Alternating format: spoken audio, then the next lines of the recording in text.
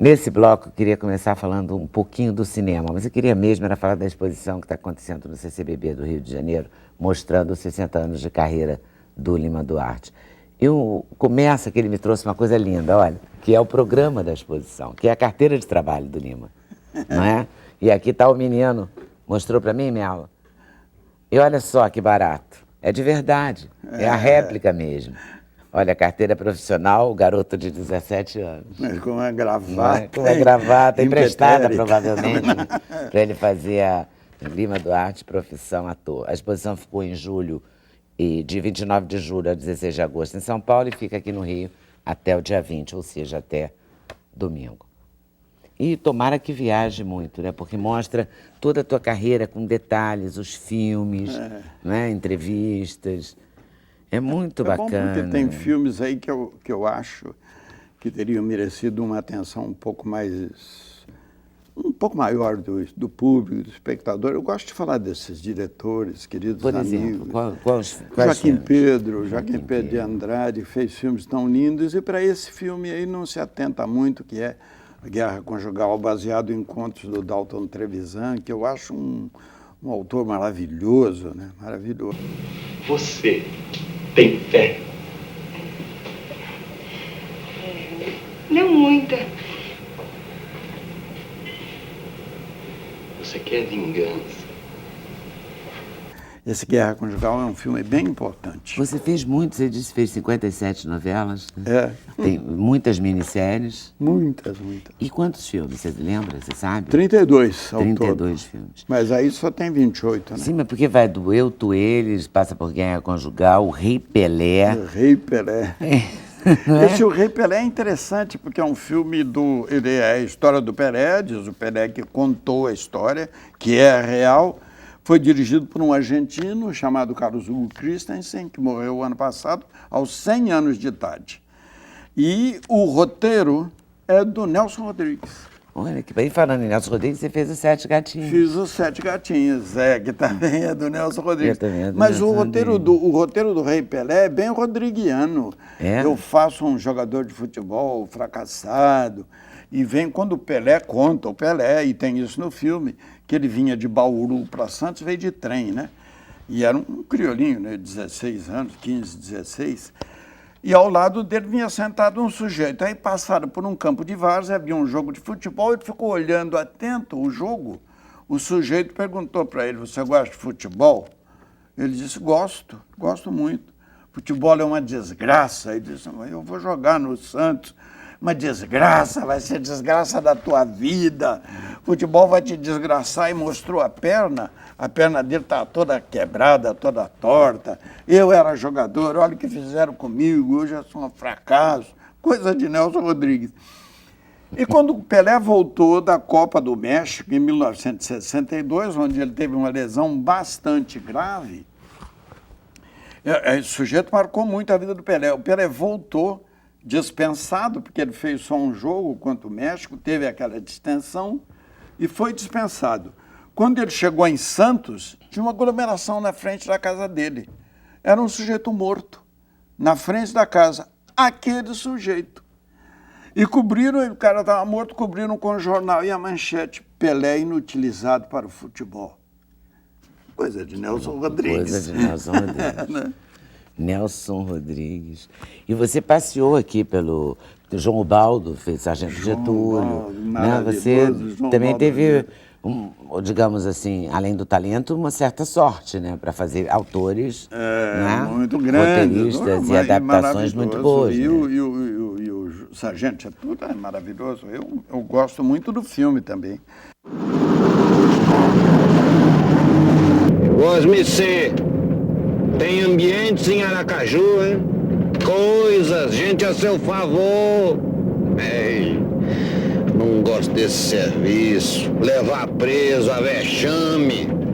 Assim que entregava o Osmicê em Aracaju, eu assento os 4 num canto e largo essa vida de cigano. Que é um filme muito apaixonado, né? Muito... E tem um filme que você fez, Eu, Tu, Eles também. Eu, Tu, Eles, do Andrucho Warrington, fiz. É que o rapaz acabou de chegar e não tem pouso certo, então eu chamei ele para merendar mais nós. Acontece da casa já tem muita gente. Mais boca pra comer que panela pra encher. O senhor me desculpe.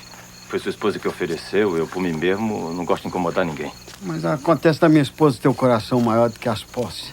Como é que é, Zezinho? Eu tava explicando pro moço, ele de fora, tá sem pouso. Tá explicando que já tem muita gente. Então tá certo. O senhor me desculpe. A senhora também. Mas está explicando errado. A casa é minha, a mulher também, e o moço fica. Osias Linhares. Ciro Antunes. Vamos chegando, entra pra cá. Seu Zias, meu marido. O padre Antônio Vieira, do Manuel de Oliveira, tem uma ideia muito boa. São 3 atores representando o padre Antônio Vieira, né? Esses 3 atores representam por razões cronológicas.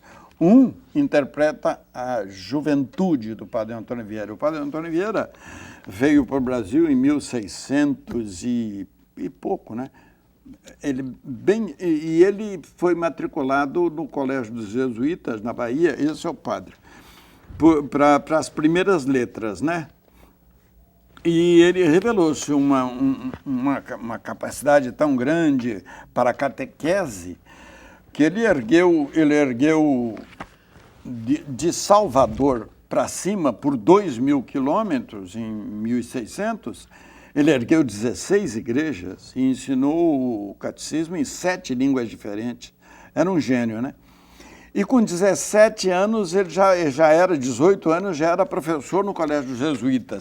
E a primeira grande lição dele, os alunos chegaram e perguntaram, padre, o que podemos fazer para ajudar o gentio, que era a população de Salvador, índios, negros, escravos, holandeses, espanhóis, portugueses?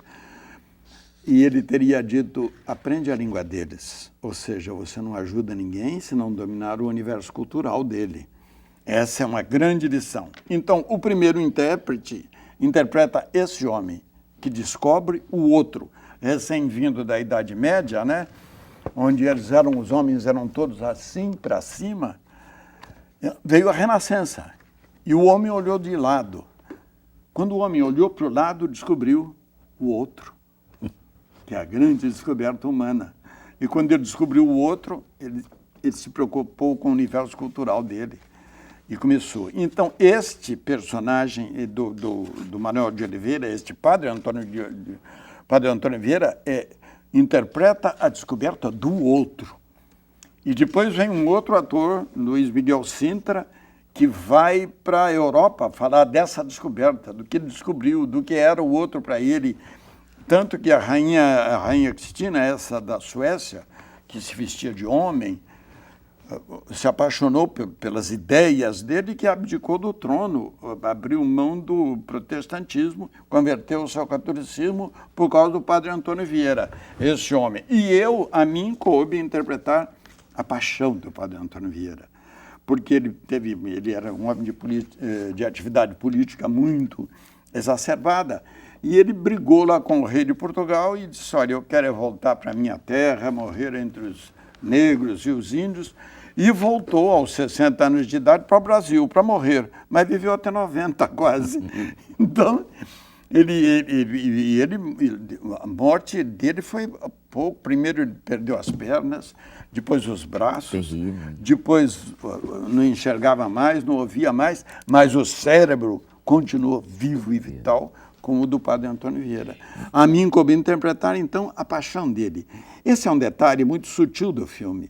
Cada intérprete interpreta um estágio emocional do padre Antônio Vieira, né?